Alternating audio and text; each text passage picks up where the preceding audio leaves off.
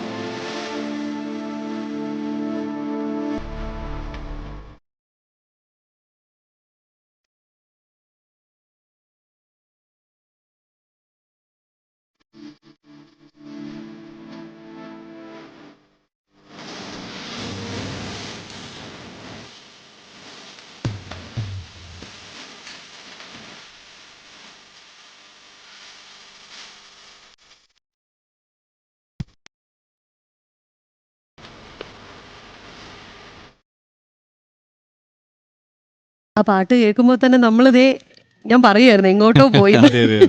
ഇതാണ് സംസ്ഥാനത്തിന്റെ വിവിധ ഭാഗങ്ങളിൽ നിന്നായി ഞങ്ങളുടെ പ്രതിനിധികൾ ചേരുകയാണ്. പത്മനാഭസ്വാമി ക്ഷേത്രത്തിന് മുന്നിൽ നിന്നും ശാലിനിയൊപ്പം ശബരിമല സന്നിധാനത്തിൽ നിന്നും ഗോകുൽ രമേശ്, തൃക്കാക്കര വാമന ക്ഷേത്രത്തിൽ നിന്നും നിഷ, ദിലീപ്, ഗുരുവായൂർ ക്ഷേത്രത്തിൽ നിന്നും സാനുക്യ സജീവ്, അമ്പലപ്പുഴ ശ്രീകൃഷ്ണസ്വാമി ക്ഷേത്രത്തിൽ നിന്നും സുധീഷ് ഗോപാൽ എന്നിവരാണ് ചെയ്തത്.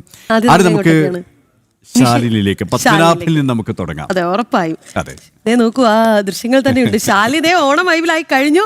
സെറ്റ് സാരിയൊക്കെ കൊടുത്ത് വളരെ സുന്ദരിയായിട്ടുണ്ടല്ലേ. അതെ അതെ, ശാലിനി ആദ്യം തന്നെ പുതുവർഷ ആശംസകൾ നേരുകയാണ്.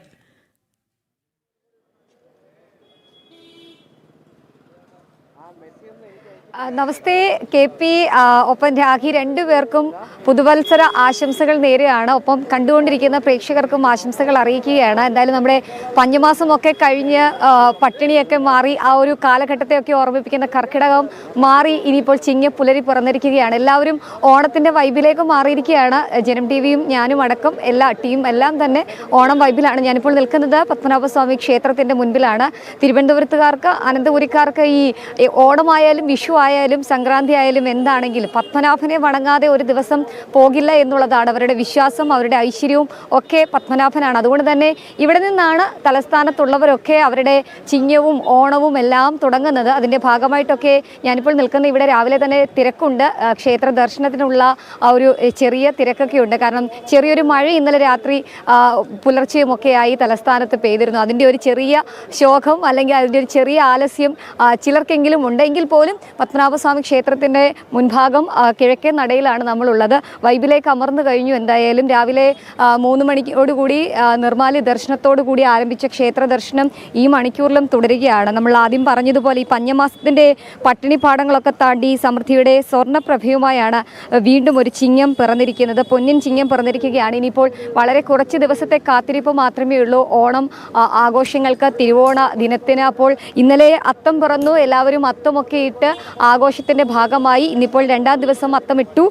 ഇനിയിപ്പോൾ 26-ാം തീയതി തിരുവോണ നാളിനായി കാത്തിരിക്കുകയാണ് മലയാളികൾ എമ്പാടും ഉള്ളവർ. അതിൻ്റെ ഭാഗമായിട്ടും ഒപ്പം തന്നെ നമുക്കറിയാം കർഷകരുടെ പ്രധാനപ്പെട്ട ഒരു ദിവസമാണ് ഇന്ന്. കാർഷിക സമൃദ്ധിയുടെ കൂടി അതിൻ്റെ ഐതിഹ്യവും ചരിത്രവും ഒക്കെ പേർന്നൊരു ദിവസം കൂടിയാണ്. വിളവെടുപ്പിൻ്റെയും ഒക്കെ ഒരു പ്രധാനപ്പെട്ട ദിവസം കൂടിയാണ്. അപ്പോൾ തിരുവനന്തപുരത്തെ സംബന്ധിച്ച് നോക്കുകയാണെങ്കിൽ വെള്ളായണി ഉൾപ്പെടെയുള്ള കാർഷിക ഗ്രാമങ്ങളിൽ അതിൻ്റേതായിട്ടുള്ള ചടങ്ങുകൾ, പരിപാടികളൊക്കെ പരിപാടികളൊക്കെ തലസ്ഥാനത്ത് സംഘടിപ്പിച്ചിട്ടുണ്ട്. ഇനിയിപ്പോൾ നമ്മൾ നിൽക്കുന്ന ഇവിടെ ഇന്ന് കാര്യമായിട്ടുള്ള പ്രത്യേക ചടങ്ങുകളൊന്നും ക്ഷേത്രത്തിലില്ല. പതിവ് പൂജകളൊക്കെയാണ് ഉള്ളത്. ക്ഷേത്ര ദർശനം 4 നടയിൽ കൂടി തുടരുകയാണ്. അതിനുശേഷം ഇനിയിപ്പോൾ ഓണത്തിനാണ് ഏറ്റവും പ്രധാനപ്പെട്ട ചടങ്ങുകൾ പത്മനാഭസ്വാമി ക്ഷേത്രത്തെ സംബന്ധിച്ചിടത്തോളം ഉള്ളത്. തിരുവോണ നാളിലാണ്. തിരുവോണ നാളിൽ ഓണവില്ല് ശാലിനി ആ പത്മനാഭന്റെ മുന്നിൽ നിന്നും ഇങ്ങനെ സന്തോഷത്തോട് പറയുമ്പോൾ ഞങ്ങൾ രണ്ടുപേരും അല്പം നിരാശയിലാണ്. കാരണം ഞങ്ങളുടെ പുത്തൻപുലരി ഇന്നത്തെ പ്ലാൻ ചെയ്തത് പത്മനാഭന്റെ മണ്ണിൽ നിന്നാണ്. പക്ഷേ മഴ അല്പം ചരിച്ചുപോയി. അതിന്റെ നിരാശയിലാണ് രാഗി. കാരണം അണിഞ്ഞൊരുങ്ങി രാഗി വന്നിരുന്നതാണ് പത്മനാഭന്റെ മുന്നിൽ നിന്നും ഈ ചിങ്ങമാസത്തിന്റെ ഒരു തുടക്കം കുറിക്കാമെന്ന്. പക്ഷേ മഴ അല്പം ചരിച്ചു. എങ്കിലും ശാലിനി അവിടെ നിൽക്കുമ്പോൾ നമുക്കും സന്തോഷമാണ്. കാരണം പത്മനാഭന്റെ മുന്നിൽ നിന്ന് തന്നെ നമുക്ക് ഈ ചിങ്ങപ്പുലരി ആ കാഴ്ചകള് അവിടെ നിന്ന് നമുക്ക് ആ ഒരു വൈബിൽ നിന്നും പറയാൻ പറ്റുന്നില്ലെങ്കിലും ശാലിനിയിൽ മുന്നിൽ നിന്നും ആ ശാലിനിയുടെ ആ ചുറ്റും നിന്നും ആ ഒരു വൈബ് നമുക്ക് മനസ്സിലാക്കാൻ കഴിയുന്നുണ്ട്. അപ്പം ശാലിനി ഇന്ന് ഈ പത്മനാഭസ്വാമിക്ക് ഈ ചിങ്ങപ്പുലരിയിൽ പ്രത്യേക ചടങ്ങുകൾ, പ്രാർത്ഥനകൾ അങ്ങനെയുണ്ടോ?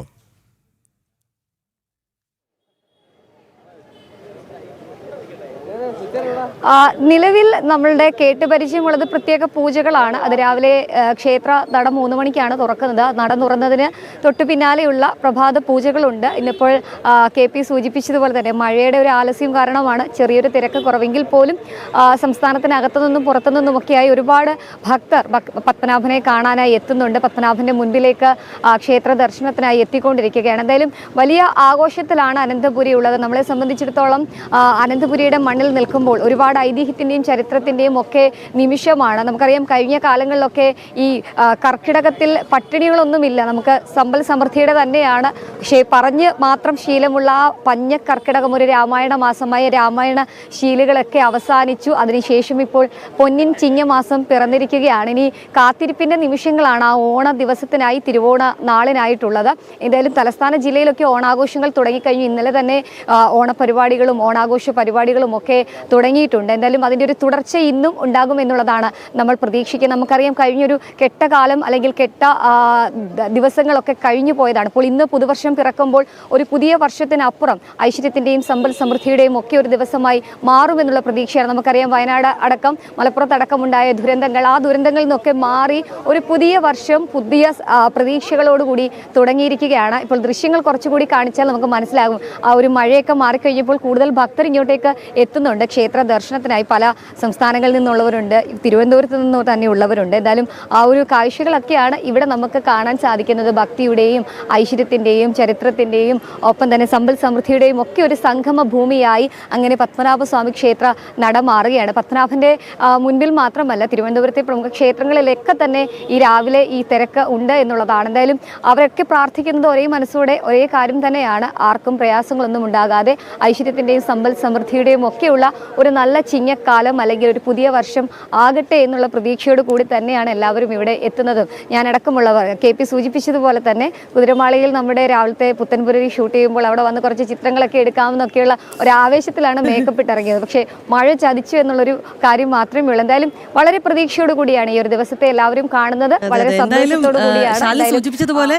എന്തായാലും നമുക്ക് തുടങ്ങിയിട്ടല്ലേ ഉള്ളൂ അല്ലെ? ഈ മാസം മുഴുവൻ കിടക്കുകയാണ്. ഈ മാസം മാത്രമല്ല ഒരു വർഷം സമൃദ്ധമാകണം എന്നുള്ള ഒരു പ്രതീക്ഷയാണ്. അതിനൊരു തുടക്കമാണ് ഈ ചിങ്ങം. പ്രത്യേകിച്ച് ഓണമായതുകൊണ്ട് തന്നെ മലയാളികൾക്ക് ആമോദത്തിന്റെയും ആഘോഷത്തിന്റെയും തിമിർപ്പിന്റെയും ഒരു മാസമാണല്ലോ ചിങ്ങം. അതായത് ഇന്ന് നമുക്ക് എന്തായാലും നിരാശ വേണ്ടല്ലേ KP? നമുക്ക് മറ്റൊരു ദിവസം നമുക്ക് അവിടെ നിന്ന് തുടങ്ങാം. അതെ അതെ അതെ അല്ലെ. ഏതായാലും നമുക്ക് ഈ ചിങ്ങമാസ പുലരിയിൽ അവിടെ നിന്ന് പത്മനാഭന്റെ തിരുസന്നിധിയിൽ നിന്ന് തുടങ്ങാൻ സാധിച്ചല്ലോ. അതിന് വലിയ അനുഗ്രഹം. ഇവിടെ ഈ മഴ അല്പം മഴ മാറി നിൽക്കുന്നുണ്ട്. നമുക്ക് പുത്തൻപുലരി ആകുമ്പോൾ 2 മണിക്കൂർ നീണ്ടു നിൽക്കുകയാണ്. ഈ ഒരു സമയത്തും മഴ പെയ്യുക. ഇപ്പം ശാലിയെ സംബന്ധിച്ചിടത്തോളം ഒരു കുറച്ച് സമയം ലൈവ് എത്തുന്നു. പക്ഷേ അടുത്ത നിമിഷം മഴ വന്നു കഴിഞ്ഞാൽ നമ്മൾ വിട്ടുപോകും. എങ്കിലും പത്മനാഭന്റെ ആ ഒരു സന്നിധിയിൽ നിന്നും ആ ഒരു നല്ല ഒരു ദിവസത്തിന്റെ തുടക്കം കുറിക്കാനായതിൽ ഒരുപാട് സന്തോഷം.